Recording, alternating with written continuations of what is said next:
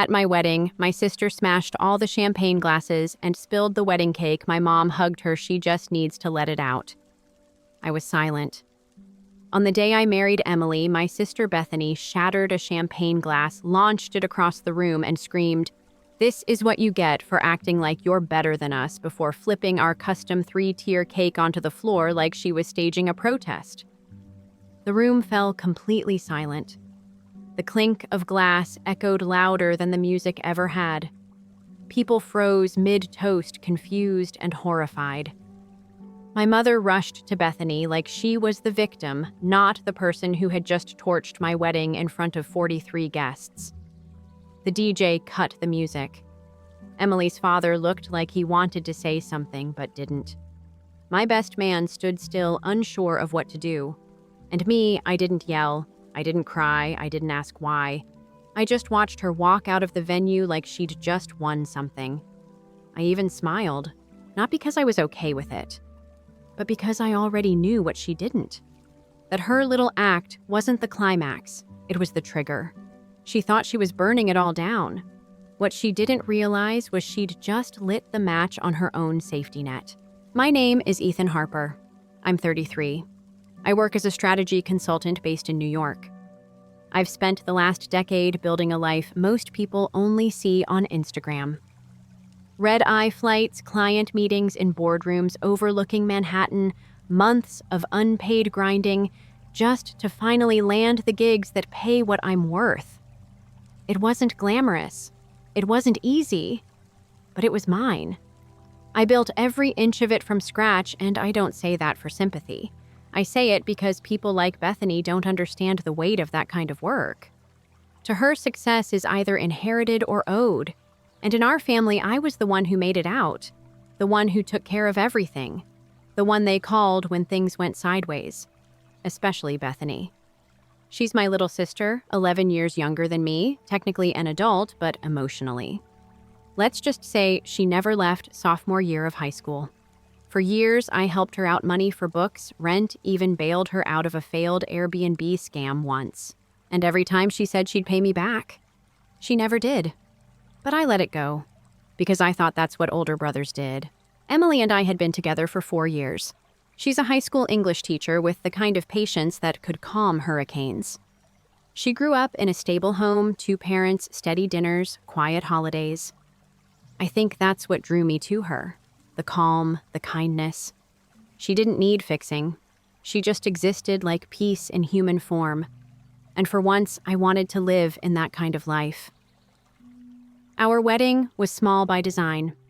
43 people, soft jazz in the background, a rooftop venue in Brooklyn lit just right as the sun went down. I'd spent months planning it down to the dessert table with the framed photo of us in Maui. Everything was perfect, until Bethany showed up late, dressed like she was going to prom, didn't say hi, didn't smile, just grabbed a glass of champagne and hovered in the corner like an unwanted shadow. I should have known something was coming. She hadn't spoken to me in 3 weeks, not since I told her I wouldn't buy her a new car after she called, crying that her old one had finally died. She'd already borrowed $200 from me in April to fix it, and now she wanted me to drop 10 grand on a replacement. I didn't say no because I couldn't. I said no because I was tired of being her fallback plan, of pretending she was trying. She hung up on me that day. I didn't think she'd drag it to the wedding. I gave her too much credit. She waited for the toast.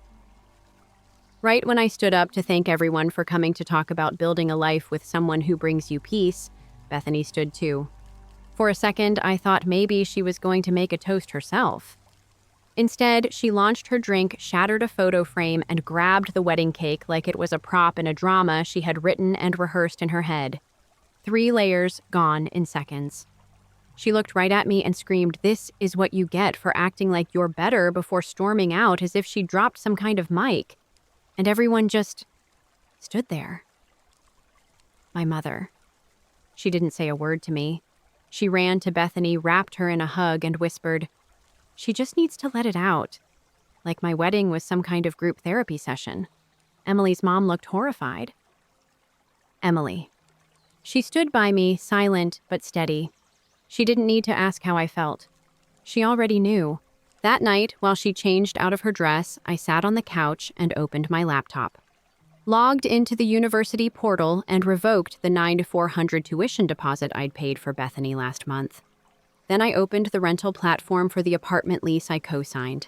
Locked the account, flagged it for review. Rent was due in 5 days. No payment, no approval. Account frozen. She had no idea. Not yet. But in the morning she would. Because I wasn't her safety net anymore. That was over. And she had no idea what that kind of freedom would cost her. Bethany found out at exactly 8:40 the next morning. I didn't answer her first call. Or the second. She followed with 3 texts in a row. What the hell? Why is the portal locked? Did you do this? I didn't respond. I was already making coffee, letting the silence speak for me. It wasn't about revenge, not really. It was about clarity. After years of enabling her, I had finally drawn a line. And the second I stopped being the one to clean up her messes, everything started collapsing around her. Funny how that works. My phone buzzed again 20 minutes later. She sent one more message, "Fix this." That was all she wrote. No apology, no explanation. Just a demand like nothing had changed. But everything had. Emily asked if I was okay. I told her I was fine. That wasn't true, but it wasn't a lie either. I wasn't upset, I wasn't heartbroken. I was focused, calm, like the moment after a storm where the air is clear and quiet and you can finally hear yourself think. I hadn't told her everything yet about the tuition, the lease, the money. I knew she'd understand. But for once I wanted to enjoy a moment of peace before I said it all out loud. By noon, my mom called. I let it ring. She left a voicemail. "Your sister's very upset. She feels abandoned. Call me." The irony almost made me laugh. Abandoned? Bethany wasn't abandoned when I co-signed her lease. She wasn't abandoned when I paid her tuition, or covered her overdrafts, or sent her $500 just until Friday, which turned into a month of radio silence. No one called me back then to ask how I felt. No one checked if I was okay when I was funding someone else's irresponsibility while juggling my own life. But now that the money stopped, I was suddenly the cold one. 2 days after the wedding, Bethany showed up at our apartment. She didn't call, didn't ask, just appeared. Emily saw her through the peephole and didn't open the door. She knocked. Not a gentle knock, but a rhythmic, aggressive pounding like a kid trying to start a fight at recess. After 10 minutes, Emily cracked the door open an inch.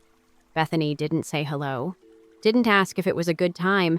She just started demanding answers. She said rent was due in 5 days, that she'd spent her summer job money already, that she was counting on the tuition refund, that I had no right to pull it, that I had a moral obligation to support her. Emily didn't flinch. She told her I wasn't home. That was a lie. I was sitting in the living room quietly listening, refusing to reward the ambush with attention. Bethany shouted something about legal rights and how I couldn't just yank everything without warning. But she was wrong. I'd checked. I was the primary on the lease. She was the resident. Legally, I had full authority to freeze it, and I did. 3 more days passed. Then came the email. Subject line: "Are you seriously doing this?" Inside, she laid out her entire financial situation like a budget proposal. She said if I didn't reinstate the tuition, she'd have to drop out for the semester. That eviction would ruin her credit, that it would be on me. Then came the guilt trip. She said she acted out at the wedding because she was overwhelmed, that I should have understood, that I was the only one in the family with real money, that I was letting success go to my head. I didn't reply. I forwarded the email to Emily with a short note: "Your turn to read the circus." That's when Bethany escalated. She came back. This time she waited until Emily got home from work and tried to slip in behind her when she opened the door. Emily didn't scream. She didn't hesitate. She grabbed Bethany by the arm, dragged her into the hallway, and told her flat out that if she ever pulled that stunt again, she'd call the police. Then without warning, she grabbed a fistful of Bethany's hair and shoved her down the hallway. No yelling, no drama, just clean, firm force, like taking out the trash. Bethany shrieked, stumbled, but Emily didn't even blink. She shut the door and locked it behind her. 10 minutes later, my phone buzzed. This time it was my dad. He started with a sigh. "Look, we need to talk about your sister." I asked him calmly what exactly he wanted to talk about. He said she was spiraling, that I needed to help her land, that what happened at the wedding was just emotions and I shouldn't take it personally, that I was old enough to be the bigger person. I told him I'd already done that for years. He said not to punish her for one bad moment. I said it wasn't one moment, it was a pattern, and that I was done playing the role of emotional sponge for someone else's mess. When he brought up family unity, I hung up, because by then I knew something they weren't ready to admit. Bethany wasn't spiraling, she was just finally falling, and no one could stop it this time. ChatGPT denied Bethany didn't show up the next day, but she didn't disappear either. She just shifted tactics. Instead of harassing me, she started texting Emily. At first, it looked like an apology. Long-winded paragraphs full of passive-aggressive apologies, dressed up as insight. She said she was still processing what happened, that she never meant to hurt anyone, but every message ended with some version of, "He owes me." Emily ignored them all. By the fourth message, she blocked Bethany's number. That's when Bethany got creative. She texted our parents, told them Emily had physically attacked her, made herself sound like a peace seeker who had come to reconcile and was assaulted instead. The story was so twisted it didn't even resemble reality. And yet hours later, my phone lit up with something even more absurd, a group chat. My dad created it, added me, Emily, my mom, and Bethany into one chaotic thread with a message that simply said, "Let's talk this out. No yelling, no blocking. We're still a family." I stared at it for a long time before I even opened the messages inside. Bethany went first. She said she acted out at the wedding because she felt invisible, that she had spent years watching me succeed while she struggled and no one ever acknowledged how painful that was, that I rubbed my accomplishments in her face and made her feel small. Then my mom chimed in. She said Bethany was still finding herself and that it was time to move forward. "She's still your baby sister," she ended with, as if that erases everything. That phrase hit me harder than it should have. Because she wasn't a baby. She was 22. Old enough to drink, to sign a lease, to make choices, and old enough to be held accountable for those choices. Emily didn't even reply. She left the group chat without a word. I stared at my phone and finally typed back 3 sentences. "She's not a baby. She's 22. She needs to learn the cost of disrespect." No one replied, not even the typing bubbles. Just that strange, heavy silence that sits in your gut and makes you feel more alone than any argument ever could. 2 days later, I heard from my cousin Kara that Bethany had officially packed up and left her apartment. She couldn't pay rent, couldn't find anyone to sublease. The building's management contacted me for final paperwork. I signed it all, made sure my credit was safe, and moved on. Or I thought I did, because the real kicker came a week later. Bethany had re-enrolled in school, but not under my name. My parents paid for it, quietly. No announcement, no apology, just pulled out their own card and covered the tuition like it had been an option the whole time. After all the guilt, after all the pressure, after telling me they had no resources. They had the money. They just didn't want to spend it until I refused to. That's when it clicked. I wasn't their solution. I was their excuse. I was convenient. And when I stopped being useful, they handled it themselves, which only confirmed what I already knew: they never actually needed me. They just preferred when I was the one paying for the fallout. That night, Emily and I sat on the balcony of our apartment, drinking cheap wine and eating leftover wedding cake that had survived the destruction. I told her I felt like a decade-long weight had finally been cut loose. She didn't say anything at first, just smiled and said, "Good. Now we can live." And for the first time, I believed her. About a week after Bethany moved out, the storm finally quieted. No angry texts, no surprise visits, just silence. For the first time in years, there was peace. Until my mom called. No hi. No, how are you? Just, you'll be at your father's birthday this Saturday, right? Like none of it had happened. Like Bethany hadn't screamed in public, like the wedding hadn't ended in humiliation. I said I wasn't sure. She paused for half a second, then added, Bethany will be there. I want you two to talk, like adults, and I want you to stop being so cold. That part made my chest tighten. So I was the cold one now. Not the one who trashed a wedding. Not the one who drained me financially and emotionally for years, but the one who said no. That's who they were upset with. That's who they were trying to fix. I didn't commit to anything. Emily and I made dinner and didn't even bring it up until halfway through eating. She looked at me and said, "We shouldn't go." I nodded. That was that. But Bethany wasn't done. The night before the party, she sent me a Venmo request for $100 or $800. The note said, "For the cake and broken frame. LOL, let's just call it even." I stared at it, not even angry, just amazed. I handed the phone to Emily and walked out to the balcony.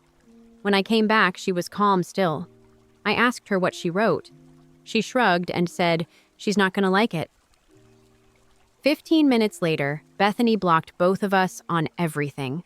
Socials, messages, everything. And honestly, it felt like a gift. We didn't go to my dad's birthday party, but of course Bethany did, and she didn't come quietly. Cousin Kara sent us a photo from the event with a caption that simply said, "She's not okay." In the photo, Bethany wore a white jumpsuit that looked suspiciously bridal. She'd brought along some random real estate guy she'd met 2 weeks earlier and introduced him as her partner. Half the guests were told they were moving in together. The other half heard big things are coming over and over again like a broken record. It was a performance, and everyone knew it. But the real show came Monday morning when the big reveal finally landed. Bethany had launched a podcast. Its title, Bloodline Bruises, Growing Up with the Golden Child. The teaser dropped across Instagram and TikTok within hours, complete with moody voiceover lines like, "Sometimes the most toxic people are the ones you share a last name with." At first, I laughed because it was so over the top it bordered on satire. But then came the twist. She wasn't joking. She'd actually landed a real sponsor, a therapy app I had introduced her to over a year ago during a panic attack she had in a bar bathroom. And they reposted her video. She hit over 10,000 views in a day. People in the comments were calling her brave, saying they related asking for advice. The narrative was working. It didn't even bother me at first. But something about it started to itch. Not because of the success, if anything, I hoped she'd finally find something to hold on to. No, it was the way she was rewriting the story.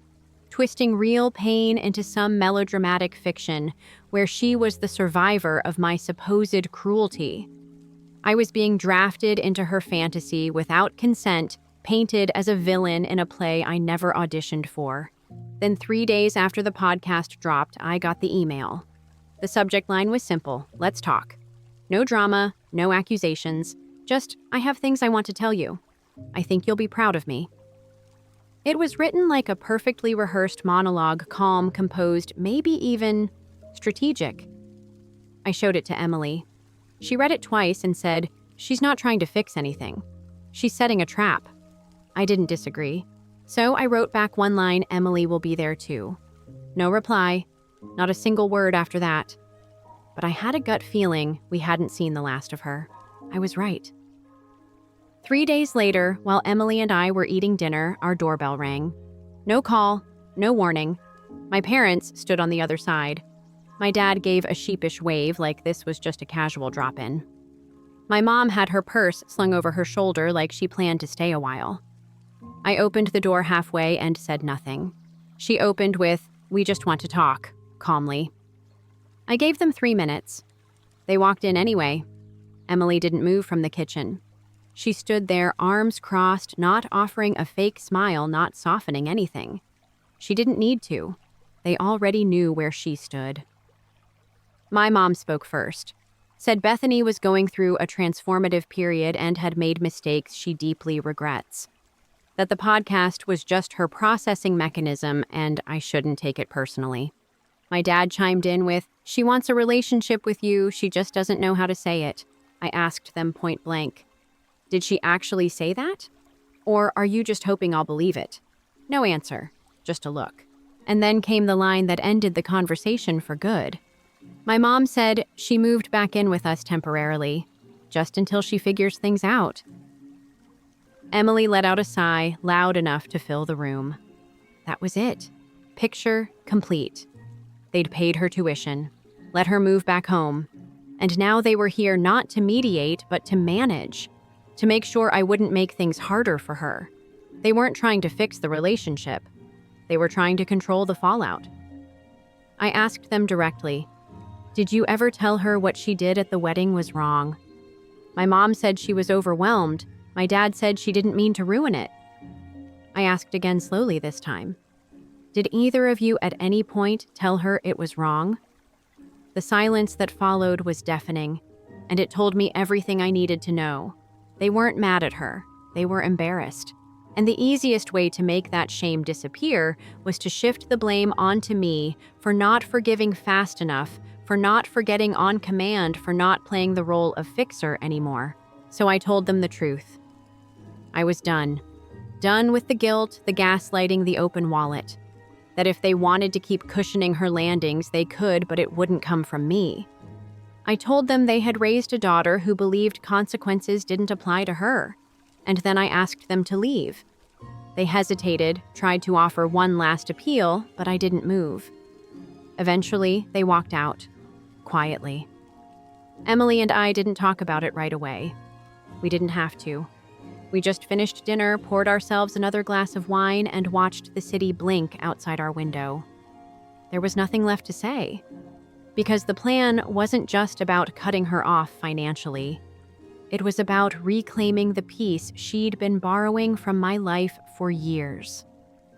Bethany didn't respond after our parents left. Not a single text, no podcast episode reacting to the confrontation, no fake olive branch wrapped in guilt. But I knew it wasn't over. Not because I was paranoid, because I understood her patterns better than anyone. When she went silent, it wasn't peace, it was planning. And sure enough, the podcast continued. Episode 2 was titled Narcissistic Siblings, and Episode 3, When They Make You Look Crazy. Emily and I laughed at that one. The titles were dramatic to the point of self-parody, but the intention behind them was sharp. She wasn't just venting. She was building a platform, crafting a narrative that painted her as the wounded one and me as the cold, manipulative villain.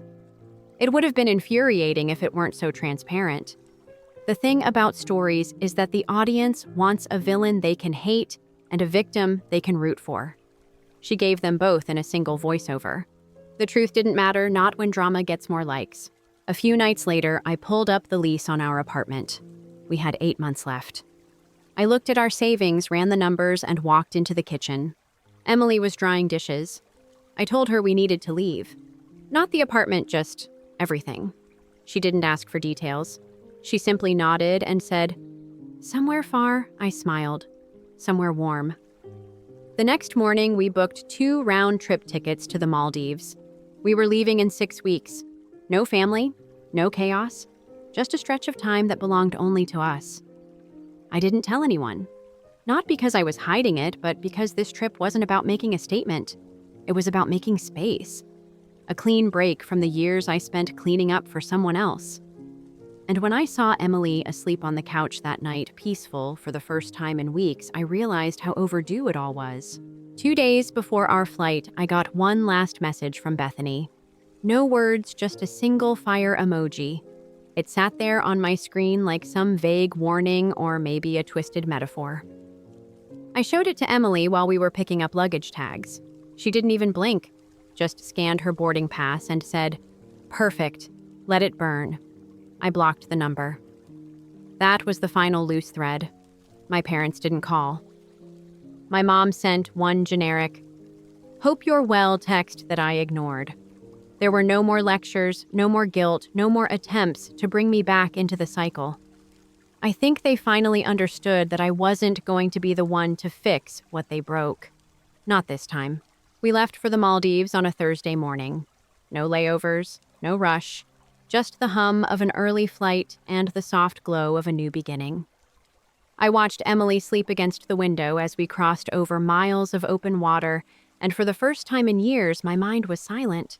No mental budgeting, no rescue plans, no anger rehearsals, just quiet.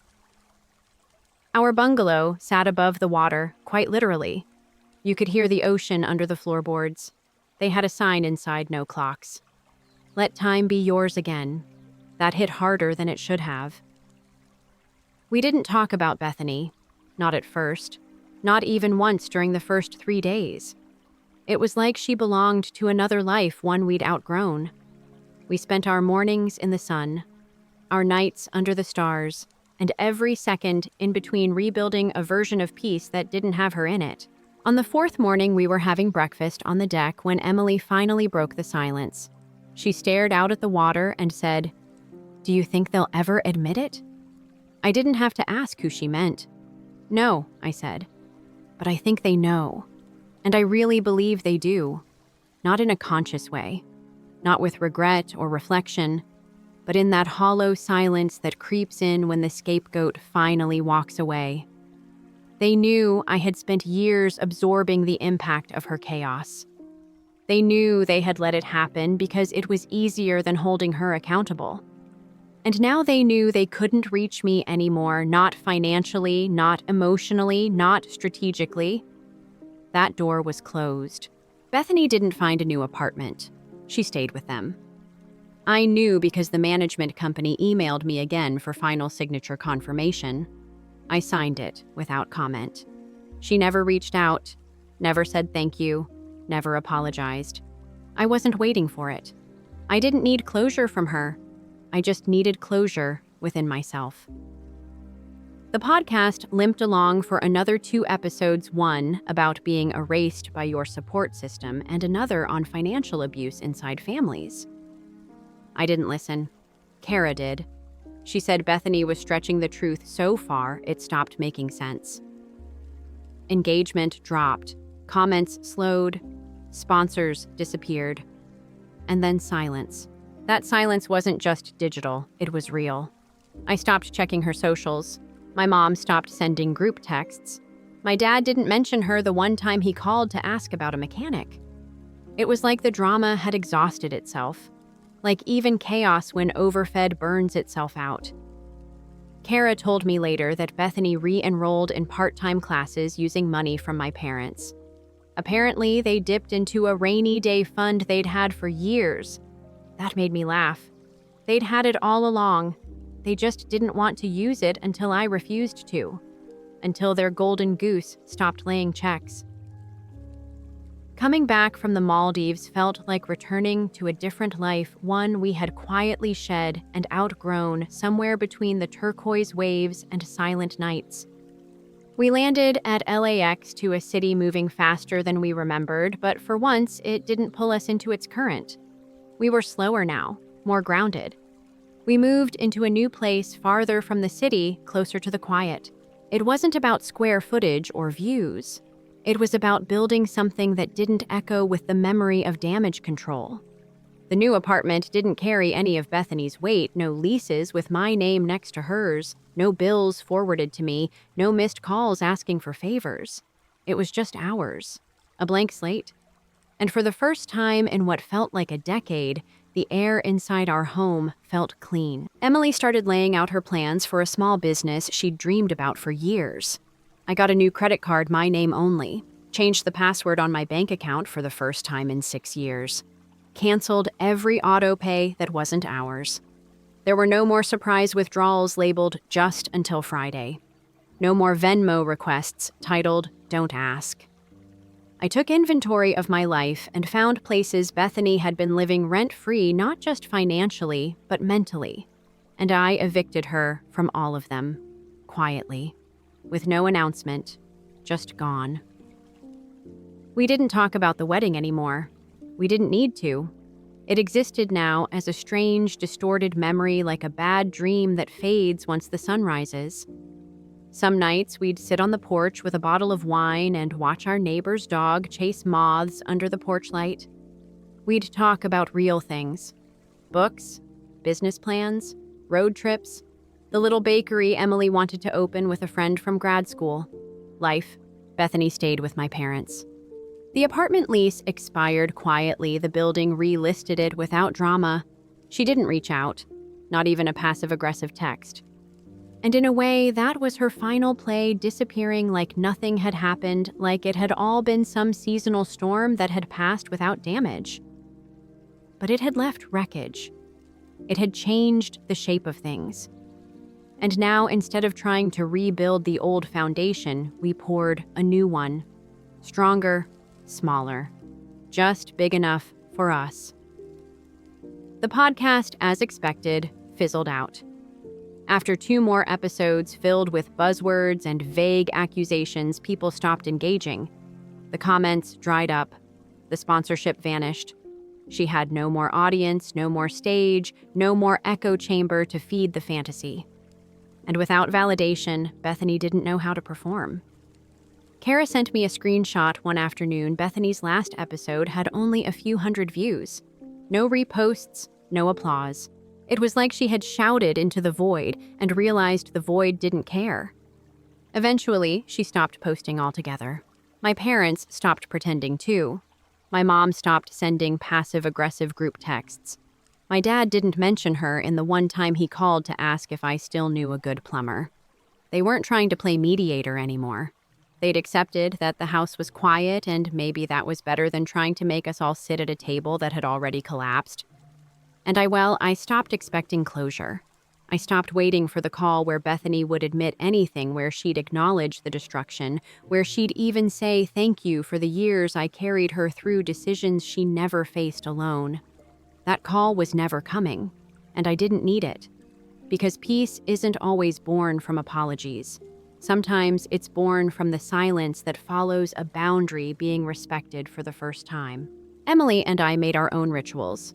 Saturday mornings with coffee on the porch, midweek takeout nights with documentaries, plans for a small getaway every few months just to remind ourselves we didn't need a crisis to deserve a break. And in the back of my mind, I knew the true victory wasn't Bethany falling apart. It was me finally refusing to be her safety net. I hadn't ruined her life. I had just stopped sponsoring the fantasy that nothing had consequences. That shift didn't come with applause or a final confrontation. It came with quiet, with stability, with mornings where I didn't wake up to dread in my chest. I used to believe being the bigger person meant forgiving everything. Now I understand that sometimes being the bigger person means knowing when to walk away and staying gone. Some nights, when the sky over our porch turned that soft shade of violet blue and the wine was just cold enough, Emily and I would sit in silence and not need to fill it. That was the truest sign something had shifted. We weren't recovering from chaos anymore, we were just living. And when we did talk, it was about things that mattered. Future plans, ideas, what kind of tiles she'd use in her bakery, whether we should get a dog or wait until we had more time. Bethany didn't come up often, not because we were pretending she didn't exist, but because we no longer needed to dissect her presence like some unresolved puzzle. Her absence was the answer. I think a lot about that final moment at the wedding. The second the cake hit the floor, the silence that followed, the eyes on me waiting to see how I'd react. Back then, I thought staying calm was about preserving dignity. But now I know it was something else. It was the beginning of me taking back control. That moment taught me something that no amount of therapy sessions, self-help books, or pep talks could. That love, real love, the kind that sustains you, has boundaries. And family, for all the sentiment we attach to it, doesn't get a pass on that.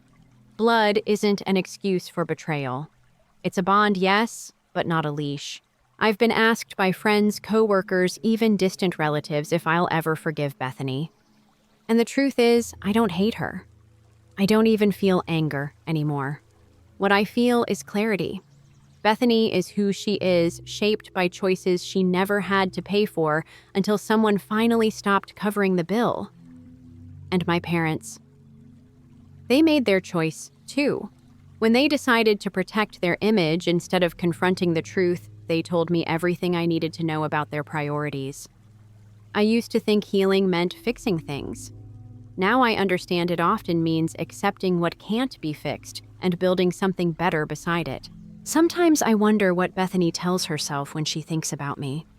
Whether I'm just some villain in her highlight reel of grievances, or if there's a moment, just one, where she understands that what happened wasn't cruelty. It was consequence. That maybe, just maybe, she looks back and realizes she burned the bridge she was standing on. But I don't wait for that realization. I don't hope for it. Because what I've built since has nothing to do with her anymore.